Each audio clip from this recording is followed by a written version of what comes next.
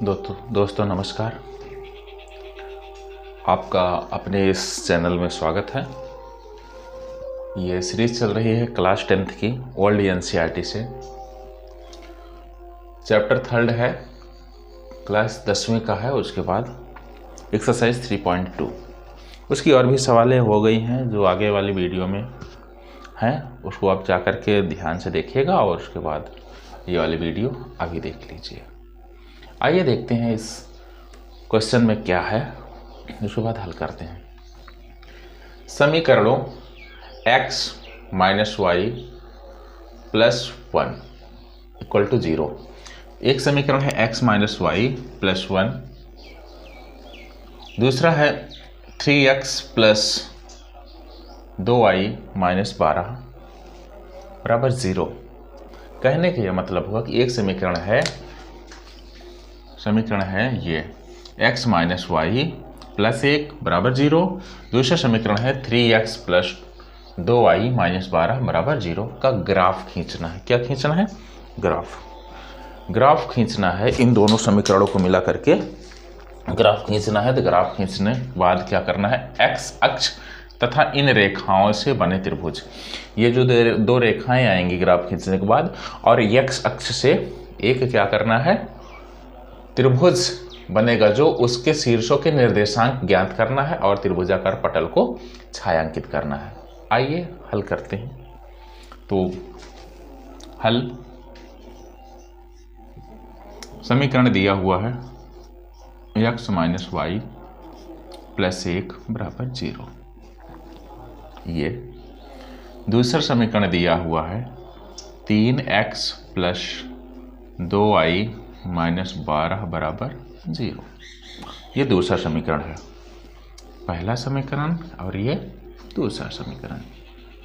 ठीक है, इन दोनों समीकरणों का ग्राफ खींचना है। क्या खींचना है? ग्राफ। तो ग्राफ खींचने के लिए हमने आपको बताए हैं, उसको आप हल करते हैं। तो पहले समीकरण 1 के लिए सारणी बनाते हैं। समीकरण 1 के लिए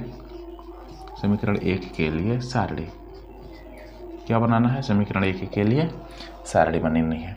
समीकरण 1 है अपना x माइनस वाई, और ये प्लस में है तो इधर आ जाएगा माइनस में 1।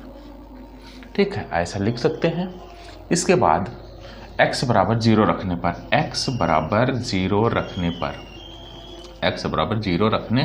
जैसा कि हमने पुराने सवालों में बताते चले आए हैं, उसको देखोगे तो ज़्यादा क्लियरिटी आ जाएगी। x बराबर जैसे ही 0 रखेंगे, यहाँ 0 हो जाएगा माइनस वाई बराबर माइनस 1, माइनस वाई बराबर माइनस 1। तो माइनस इधर भी कट गया, यानी y बराबर 1। अब क्या करेंगे? y बराबर 0 रखने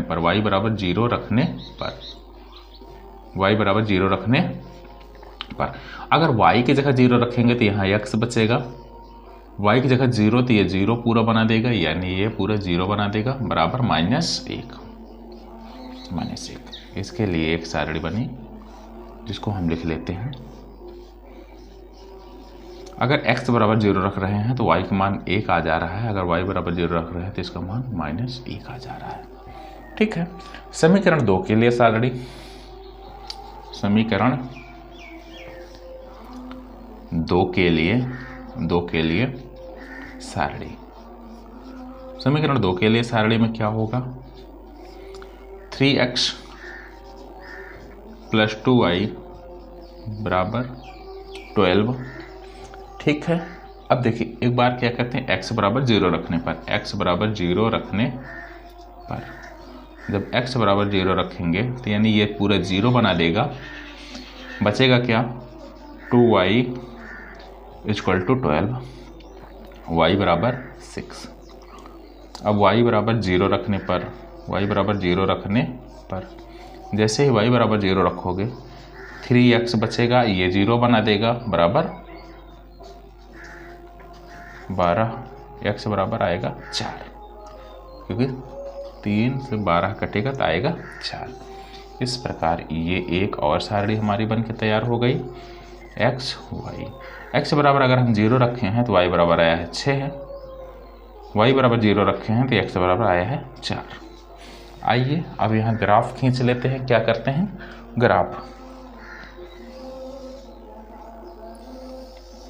ठीक है, यहाँ पर एक पैमाना ले लेते हैं, 1 2 3 4 5 6 नाप से ही ले लेते हैं, 1 4 5 6 1 2 और 1 और 2, -1 -2 -1 और -2, 1 2 3 4 5 6 1 2 3 4 5 6, आगे भी ले सकते हैं 7।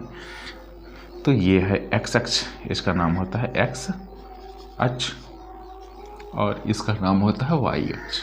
क्या होता है, y अक्ष। ये होता है मूल बिंदु। आओ ग्राफ खींचते हैं। x पे 0 यानी x पे यहाँ 0, y पे 1 जाना है, ये रहा x पे 0 y पे 1। अब क्या करना है, y पे 0, y वाले पे 0, x वाले को -1 जाना है, यानी ये 2 बिंदु मिल गए तो इसको आपस में मिला दीजिए। क्या करना है, मिला देना है। ठीक है, इसका नाम रख देते हैं x - y + 1 = 0। सॉरी।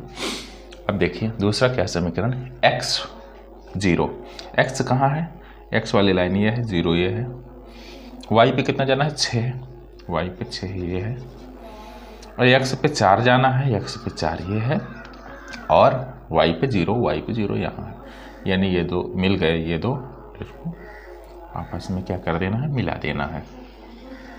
तो इस रेखा का क्या नाम रखा जाएगा, इस रेखा का नाम रखा जाएगा 3x + 2y = 12। ठीक है, इतना हो गया। अब ये जो एक पॉइंट है, अब देखिए हमारा क्या बना है, x अक्ष और इन 2 रेखाओं से बने त्रिभुज, यानी x अक्ष यानी इससे और इन 2 रेखाओं से बना एक त्रिभुज है, उसके शीर्ष के निर्देशांक ज्ञात करिए। तो उसके शीर्ष के निर्देशांक, शीर्ष होता है जहाँ पर 2 भुजाएं जाकर के मिलती हैं। तो यहाँ a ले रहे हैं, यहाँ b और यहाँ c ले रहे हैं। तो देखिए ध्यान से, a के निर्देशांक का मतलब x, y। तो x पे कितना गया है, x पे गया है -1, y पे 0। c वाले में देखिए x पे आया है 4, 0, मगर b वाले में पता नहीं कहाँ गया है, नहीं पता। आइए इसको हल करते हैं, कैसे ज्ञात किया जाता है इसको देखते हैं। तो हमारे पास समीकरण है x - y = 1, 3x + 2y = 12। समीकरण ये 1 है, समीकरण ये 2 है। समीकरण 1 से, समीकरण 1 क्या है, x - y = -1 है, तो हमको x बराबर हो जाएगा, ये y इधर जाएगा तो आएगा प्लस में हो जाएगा, ये माइनस में है तो माइनस में रहेगा। इसको समीकरण मान लेते हैं 3। क्या मान लेते हैं, 3। अब x का मान समीकरण 2 में रखने पर जैसे ही समीकरण 2 में रखेंगे, समीकरण 2 है 3x + 2y = 12। तो x का मान यहाँ रखेंगे तो 3y - 1 + 2y = 12, यानी 3y - 3 + 2y = 12। तो 3 2 5y - 3 = 12, 5y बराबर हो जाएगा 12 + 3, ये 3 इधर आ जाएगा, यानी 12 3 15। तो y बराबर हो जाएगा 3। y बराबर कितना आएगा, 3 आएगा। तो ध्यान देना है, y का मान, अभी तो केवल y का मान आया है, यानी y का मान 3 आ गया है। y का मान समीकरण 3 में रखने पर, समीकरण 3 में रखने पर देखिए, समीकरण 3 में रखते हैं तो क्या आता है, x = y - 1 है, तो x = 3 - 1, यानी x = 2। y का मान 3 है और x का मान कितना आया, 2, यानी b बिंदु के जो निर्देशांक थे 2, 3 थे। तो इसको लिख लेते हैं, x अक्ष और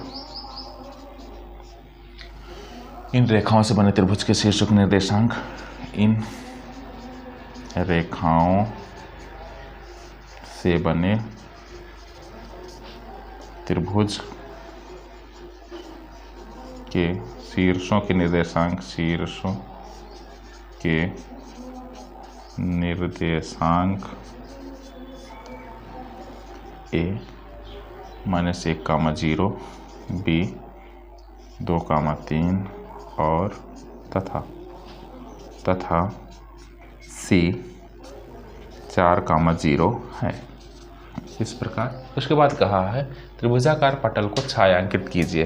त्रिभुजाकार पटल को क्या करना है? छायांकित, यानी इसको क्या कर देना है? छायांकित कर देना है। क्या कर देना है? छायांकित।